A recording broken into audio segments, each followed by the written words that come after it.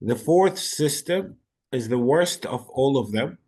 It's applied on Palestinian, 2.2 million Palestinians who are surviving on an ongoing genocide. There is a ceasefire that was uh, practiced or should be in place today and will last for 42 days. And it's just like the state of Israel needs to have some kind of a break from its ongoing genocide. The ceasefire you are hearing about is the same exact ceasefire that the state of Israel refused to implement 13 months ago because they needed to spend 13 months into butchering more and more Palestinians and destroying more than 70% of their residential homes. Now, the reality in Gaza has not been evil only in the past 470 days. The Gaza Strip was created to host families that were expelled from 240 Palestinian communities.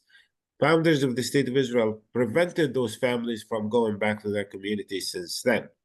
And instead of allowing them back, no, in 1967, the State of Israel followed them into Gaza and have been subjecting them to an Israeli military rule. That Israeli military rule was changed in 2005 into something worse. The Israeli government decided to recognize Gaza as a hostile entity, right? What's the difference between military rule and hostile entity? Under military rule, you are a target, a legal target for Israeli authorities at the age of 14. As a resident of hostile entity, you are a legal target the day you are born.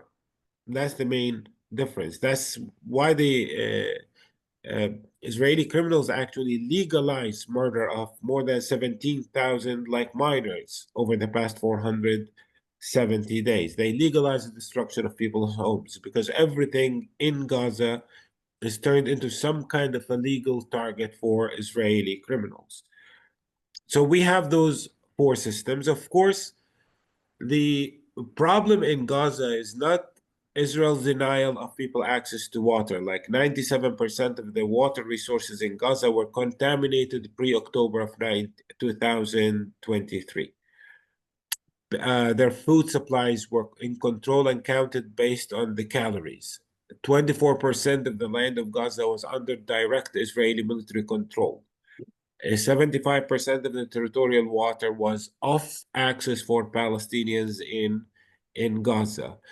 If you lived in Gaza pre-October of 2023, then uh, you would receive 4 hours of electricity every day in a winter day, 6 hours in a summer day. And the population in Gaza have been always persecuted and murdered for rejecting the rule of the exact same regime that robbed them of everything.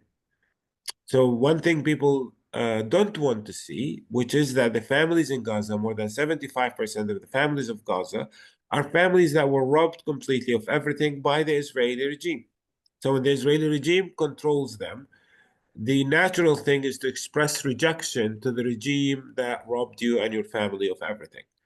But doesn't seem like any of Israeli criminal behavior towards Palestinians in Gaza has been problematic. What's the problem? The problem is Palestinians' violence. The Islamic resistance movement is promoted as the problem in Gaza.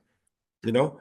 So what the state of Israel wants in Gaza is this: subject people to like inhuman, brutal mistreatment and expect Palestinians to take it, and 100% of them have to be submissive to Israeli criminal behavior. If anybody tries to express their rejection in any means necessary, then the state of Israel would destroy them and kill them more. I don't know where anybody or like would stand from the so-called Islamic resistance movement because it's promoted as the problem in Gaza. And I don't have any problem with people like believing whatever they want to believe. In order to believe that the problem in Gaza is the Islamic resistance movement, we have to also believe that everything between 1949 and 1988 was perfect for Palestinians in Gaza, and then the Islamic resistance movement came in and blew up the party. The Islamic resistance movement is clearly an outcome of 40 years of Israeli oppression rather than the reason for Israeli oppression. But once again, just like in any other situation of oppression, the oppressed are always blamed for the savagery of their oppressors all the time. You know, the problem under apartheid South Africa was not the savagery of the apartheid regime. The problem was the violence of Nelson Mandela's party, the ANC. And you can apply that game in every situation of oppression to see the exact same thing. So, like, Palestinians are blamed for not being perfect, victims, not being submissive enough to Israeli criminal behavior. So if you want to understand, like, at least why it's complicated, it is complicated because the misrepresentation of what's happening in Palestine is the name of the game. You don't understand that Palestinians are subject to four Israeli military rules. Through those four Israeli military rules, the Israeli government creates a situation of domination of those who were born to Jewish families over those who were born to Palestinian families. The reality in Palestine is that the State of Israel have created not one, but four systems of domination of those who were born to Jewish families over those who were born to Palestinian families. And that's, in a sense, the basics for another crime against the humanity. So we have three crimes against the humanity. Crime of genocide. The State of Israel is getting away with it for the second time in 76 years of history. Crime of ethnic cleansing. The State of Israel have been getting away with committing that crime since 1948. And the third crime against the humanity is the crime of apartheid. The crime of apartheid is a crime that takes place when the regime in control creates a system of domination of one group of people over the other for the reason of race, ethnicity, faith, or language.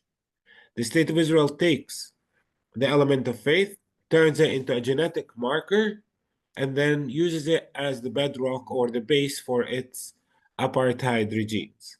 Many defenders, supporters, beneficiaries of Israeli criminal behavior say that Israel does not have an apartheid regime, and that's 100% correct because the State of Israel have been busy maintaining four different systems of apartheid on the land of Palestine, the subject of which is anybody born to a Palestinian family. So if you think that the reality in Palestine is kind of confusing or difficult, please understand that this is by design. It has nothing to do with your inability to understand or your inability to see the reality the way it is. It's just like a mess that we as Palestinians are forced to survive through day in, day out of our lives. Whatever it is we do between our birth and death is really irrelevant to those legal systems. We can love it, we can hate it, we can submit to it, we can fight it. In the end of the day, those are the systems that the State of Israel have always been empowered to maintain on the land of Palestine. So I'll stop here in order to leave room for questions. Thank you all for listening.